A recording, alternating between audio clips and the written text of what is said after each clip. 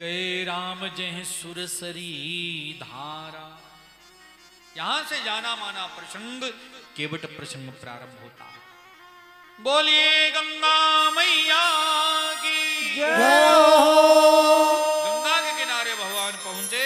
वैसे तो देखो इस किनारे पर ही केवट था, भगवान को आता हुआ देखा तो उस किनारे चला गया और भगवान इस किनारे आकर के आवाज लगाई, मांगी नावन केवट आना, मांगी नावन केवट आना, मांगी नावन केवट आना, मांगी नावन केवट आना, कयहु तुम्हारे मरम में जाना, तुम्हार मरम नहीं जाना, कयहु तुम्हारे मरम में जाना, तुम्हार मरम नहीं जाना।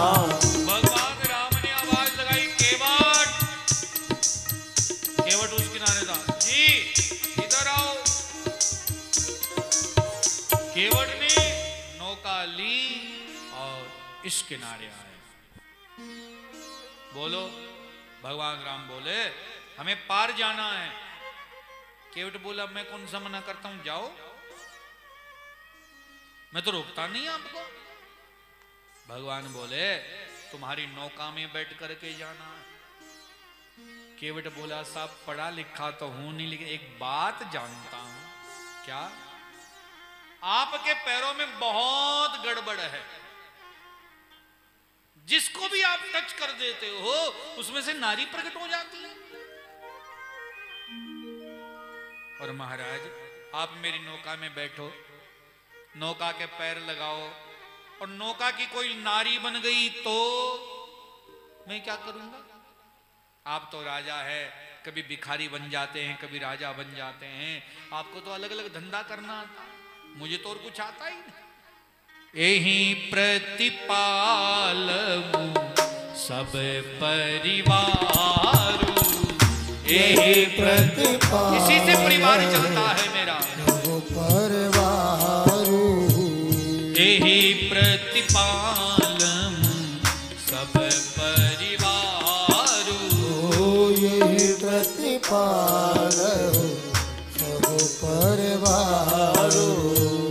और नहीं जान कछ करवारू, और नहीं जानो कछ रोजगारू। श्री राम जय राम, जय जय राम। श्री राम जय राम, जय जय राम। हे प्रभु, आप अगर मेरी नौका में बैठ गए, उसकी नारी बन गई तो? दूसरी बात महाराज, कोई साधारण स्त्री बने तो कोई लफड़ा नहीं। एक पहले बैठी है, दूसरी भी बैठी रहेगी। लेकिन समस्या यह है कि ऋषि पत्नी प्रकट होती है, अब वो प्रकट हो जाएगी, फिर तपस्या में बैठेगी, फिर हाथ जोड़ करके बैठना पड़ेगा, माता जी करना पड़ेगा, और गलती कर दूंगा तो ऊपर से श्राप दे देगी। भगवान बोले तो तू चाहता क्या है? प्रभु मैं तो एक बात चाहता हूं, आपके पैरों का दोष कब होता है? जब आपके पैर से कोई मिट्टी लग जावे तब। वो मिट्टी जिस पर गिरती है उसकी नारी प्रकट होती है। आप मुझसे कहो कि केवट भैया मुझे पार कर दे, लेकिन पहले मैं आपका पैर धोऊंगा और पैर धो करके फिर नौका में बैठाऊंगा, आपसे पैसा नहीं लूंगा, आपकी कसम, आपके बाप की कसम। बाप का भी नाम लिया, लगन ने तलवार निकाली, अभी बताता हूं तू मेरे बाप का नाम लेता है। केवट बोले मारोगे? अपन मरने से नहीं डरते। पिछले जन्म में आपने मुझे मारा था तो मैं जानवर से मानव बन गया, और अब मारोगे तो मानव से संत बन जाऊंगा। केवट के 3 जन्मों की कथा मिलती है। पहले जन्म में केवट एक कछुआ है, दूसरे जन्म में केवट एक लकड़हारा है। सत्यनारायण भगवान की जब कथा सुनते हैं ना तो उसमें लकड़हारे की कथा आती है और उसमें लिखा है वही लकड़हारा अगले जन्म में केवट बना। और तीसरे जन्म में केवट है। जब ये कछुआ था तो क्षीर सागर में रहता था। एक दिन कछुए ने सोचा चलो भगवान का दर्शन करें। भगवान का दर्शन करने के लिए जैसे ही वो बढ़ा तो भगवान सो रहे थे, शेषनाग पहरा दे रहे थे। जैसे ही वो कछुआ नजदीक आने लगा तो शेषनाग ने फुंकार मारी, उस कछुए को थोड़ा सा दूर कर दिया। फिर कछुआ नहीं माना, फिर आया, फिर थोड़ा सा फन का फुंकार मारा, दूर किया, फिर आया, फिर गया। ऐसे करते करते 3-4 बार ऐसे किया। आखिर में शेषनाग ने एक फुंकार मारी, वहीं पर वो कछुआ समाप्त हो गया। आज केवट कहता है पूर्व जन्म में आपने मुझे मारा था, मैं जानवर से मानव बन गया, अब मारोगे तो कोई डर नहीं। दूसरी बात महाराज, आप मार दोगे, मेरी पत्नी कहेगी कोई बात नहीं, आपकी सरकार, आपने मार दिया तो, लेकिन आपको फिर लकड़ियों की व्यवस्था करनी पड़ेगी। मेरी पत्नी कहेगी साहब बच्चे छोटे हैं, अर्थी भी आप ही बना दो, तो अर्थी आपको बनानी पड़ेगी। अर्थी जब आप बना दोगे तो मेरी पत्नी कहेगी महाराज बच्चे छोटे हैं, कंधा भी आप दे दो, तो कंधा भी आपको देना पड़ेगा। और आपको ही नहीं, साथ में राम जी को भी लगना पड़ेगा। और जिसकी अर्थी को कंधा भगवान राम देवे, वो मरने से क्यों डरे? हाँ, वो डरता नहीं। भगवान ने कहा कोई बात नहीं, बेगी आन जल पाए पखारू, केवट आ जाओ और फटाक से मेरे पैर धो लो। केवट ने कहा साहब पढ़ा लिखा तो हूं नहीं, लेकिन एक बात जानता हूं। क्या? आपके चरण धोऊंगा तो आपकी पूजा होगी, पूजा अकेले से हो नहीं सकती, इसलिए अपनी पत्नी को लाने जा रहा हूं। इतना कहा केवट अपने घर की ओर चला। जैसे ही घर की ओर चला तो लक्ष्मण जी ने कहा महाराज आप पत्नी को लाने जा रहा है, बाद में पता नहीं किस किस को लाएगा। भगवान बोले देखो यहां और कोई नौका लगती है तुम्हें, ये एक ही है, इसीलिए बात तो इसकी माननी पड़ेगी।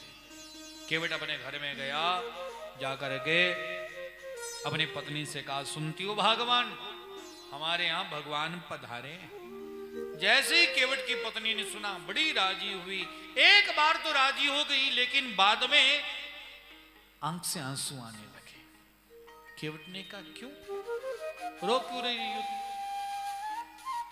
केवट की पत्नी ने कहा भगवान आज हमारे दरवाजे पर आए, आज हमें उनका चरण धोना है।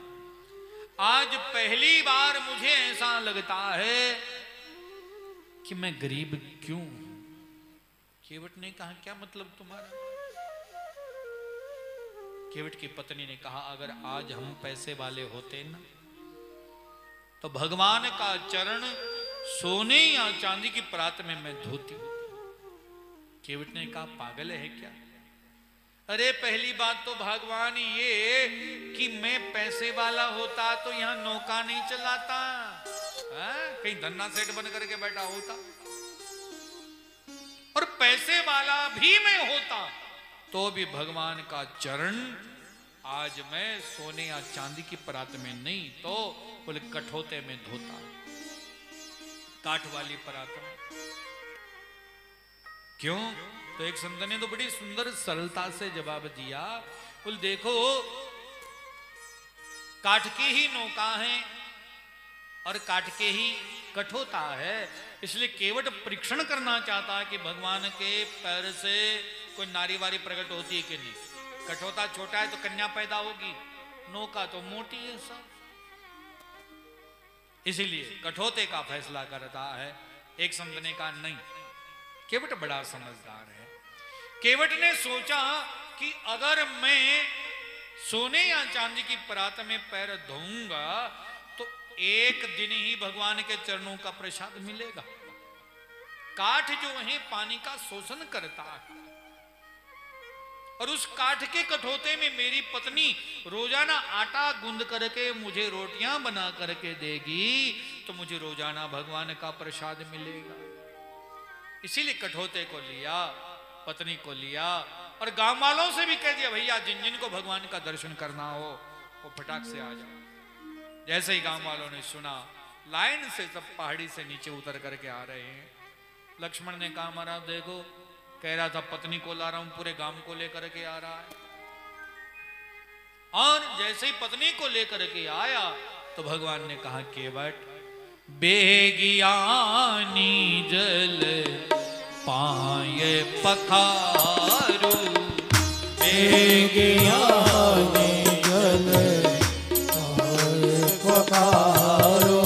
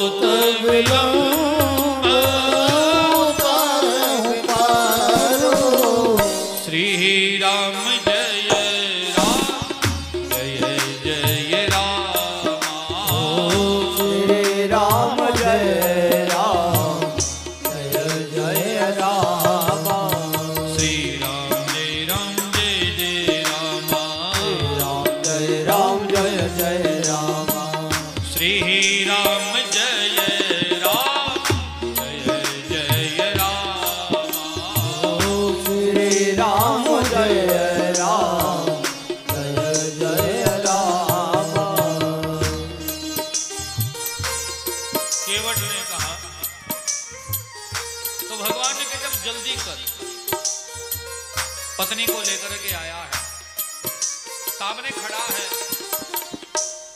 केवट ने कहा प्रभु मैंने सुना है कि आपकी पूजा में पति पत्नी को गंठ जोड़े से बैठना पड़ता है। अब देखो महाराज, उतराई तो आप देने वाले नहीं हो और गंठ जोड़ा बगैर पैसे के होता नहीं। क्यों? किसी ब्राह्मण को बुलाऊंगा तो दक्षिणा देनी पड़ेगी। हाँ, एक काम हो सकता है, कोई नारी अगर गांठ बांधे तो चल जाता है, पति पत्नी आपस में गांठ नहीं जोड़ सकते। आपके बगल में सीता जी खड़ी है ना, आप सीता जी से कहिए हम दोनों की गांठ जोड़ दे। और जिनकी गांठ सीता जी जोड़े उनकी गांठ कभी खुलती नहीं है। हाँ, ग्रंथि बंधन गंठ जोड़ा वो खुलता नहीं है। राम जी ने इशारा किया, सीते इनका ग्रंथि बंधन करो। सीता जी ने केवट और केवट की पत्नी की गांठ जोड़ी। हाँ, कितना भाग्यशाली रहा होगा ये केवट। भगवान ने कहा अब तो गांठ जोड़ दी, अब तो पूजा कर, पैर धो ले। केवट ने कठोता हाथ में लिया, सामने राम जी को खड़ा किया, पत्नी से कहा आप जल डालिए। अब राम जी का एक चरण उठाया, कठोते में धरा, पत्नी जल डाल रही है, केवट पैर धो रहा है। अब केवट का हाथ हिल रहा है, हाथ हिल रहा है तो भगवान का पैर हिल रहा है, भगवान का पैर हिल रहा है तो भगवान भी हिल रहे हैं। भगवान एक पैर पर खड़े हैं ना, और भगवान हिलने लगे तो केवट से बोले केवट क्या कर रहा है, मैं गिर जाऊंगा। केवट बोला साहब पढ़ा लिखा तो हूं नहीं, लेकिन एक बात जानता हूं। क्या? आपको गिरने का डर है? हाँ, मेरा सर पकड़ लो, लेकिन सावधान रहना। आप ये मत समझना मैं केवट को आशीर्वाद दे रहा हूं, आशीर्वाद की जरूरत नहीं है। आप ये समझना कि केवट मेरे को सहारा दे रहा है। लक्ष्मण जी ने कहा महाराज खोपड़ी पर हाथ धरो तो कोई बुद्धि काम करे। राम जी ने हाथ धरा, एक पैर धुल गया तो केवट ने अपना अंगूछा उतारा, रेते पर बिछाया और बोले इस पर ये धोया हुआ पैर धर लो, सावधान रहना मिट्टी ना लग जावे, मिट्टी लग जावेगी तो दोबारा इतना ही फिर माथा फोड़ी होगी। दूसरा पैर उठाया, वो धोया, भगवान को सीधा खड़ा कर दिया। भगवान बोले पैर धुल गए, अब तो पार कर दे। केवट बोला साहब पढ़ा लिखा तो हूं नहीं, लेकिन एक बात जानता हूं। क्या? इतनी देर ये सीधा गंगा जल था, आपके चरण मैंने धोए हैं तो चरणामृत बन गया। और चरणामृत जब तक बनता नहीं है तब तक मंदिर का पुजारी भी मंदिर मंगल नहीं करता है। मैं कैसे चढ़ाऊं? अकाल मृत्यु हरणम सर्व व्याधि विनाशिनी। ये चरणोदक जो है सारी व्याधियों का विनाश करने वाला है। गांव वालों से कह दिया भैया जिन जिन को प्रसाद लेना हो सारे लाइन से लगे। प्रसाद बंटने लगा। सीता जी ने लक्ष्मण से कहा लखन अपने भी ले आओ। लक्ष्मण बोले मांगने वाला काम मुझसे नहीं होता, अपन नहीं मांगते। सीता जी बोले वाह बड़े अच्छे हो तुम। अरे जब राम जी ने मांगने की शुरुआत कर दी तो तू है क्या? मांगी नाम ने केवट आना। राम जी ने नौका मांग ली। केवट गए, केवट के सामने लक्ष्मण गए। केवट जी लाओ प्रसाद दो। केवट ने नीचे से ऊपर तक लक्ष्मण को देखा और धीरे से बोले मुंह धोकर के आए हो क्या? हा? क्या मतलब? दिखता नहीं है लाइन लगी हुई है। प्रसाद लेना है तो यहां भेदभाव नहीं, आखिर में जाकर के लगो। राम जी लखन ने कहा भाई हमारा प्रसाद। बोले भाई तुम्हारा प्रसाद हमारा। अब प्रसाद बना है ना, लेना है तो आखिर में जाकर के लगो। तो आखिर में जाकर लक्ष्मण लगे। पूरी धूप निकली और आखिर में जब लक्ष्मण का नंबर आने वाला था तो एक आदमी का प्रसाद बच गया। केवट ने कहा बड़े भैया एक आदमी का प्रसाद बचा है, अब क्या करूं? मेहनत मैंने की है, मैं बाकी हूं, आप भी बाकी हो। लक्ष्मण ने कहा ये तलवार देखिए, पूरे दिन भर धूप में खड़ा रखा और अब देना नहीं चाहता। केवट बोला पढ़ा लिखा हूं नहीं, लेकिन एक बात जानता हूं। क्या? गंगा में कितना ही आप कुछ डाल दो वो गंगा जल कहलाता है। समुद्र में सब नदियां जाकर के मिलती है तो सब समुद्र कहलाती है। इसलिए इस प्रसाद में मैं और जल डाल दूंगा तो सारा प्रसाद कहलाएगा। और गंगा जल डाला गया, सारा प्रसाद बना। केवट ने लिया, लक्ष्मण को दिया, सबने प्रसाद लिया। भगवान बोले केवट अब तो पार कर दे। केवट बोला साहब पढ़ा लिखा तो हूं नहीं, लेकिन एक बात जानता हूं। लखन ने कहा पढ़ा लिखा नहीं है तो हम पर एहसान है क्या? अरे महाराज कब से लगा हुआ है ये आदमी परेशान करने के लिए। इसलिए तो कहता हूं अनपढ़ गवार लोगों के साथ में माथा नहीं मारना चाहिए। लक्ष्मण ने पूछा तुम पढ़े लिखे हो? केवट ने पूछा लक्ष्मण से। लखन बोले हाँ मैं पढ़ा लिखा हूं। गुरुकुल में गए हो? बोले गया हूं। वेद मंत्र आते हैं? बोले आते हैं। पितरों वाले मंत्र आते हैं? केवट ने पूछा तो लक्ष्मण ने कहा आते हैं। तो बोले फटाफट बोल। क्यों? बोले और जो प्रसाद है इससे मैं अपने पितरों का तर्पण करूंगा, अपने पितरों को ये प्रसाद पिलाऊंगा। लखन ने कहा ये ब्राह्मणों का काम है, ब्राह्मणों को बुलाओ, ब्राह्मणों वाला काम हमसे नहीं होता।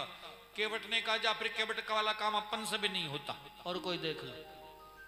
अब और कोई है ही नहीं यहाँ, किसको देखेंगे? राम जी ने कहा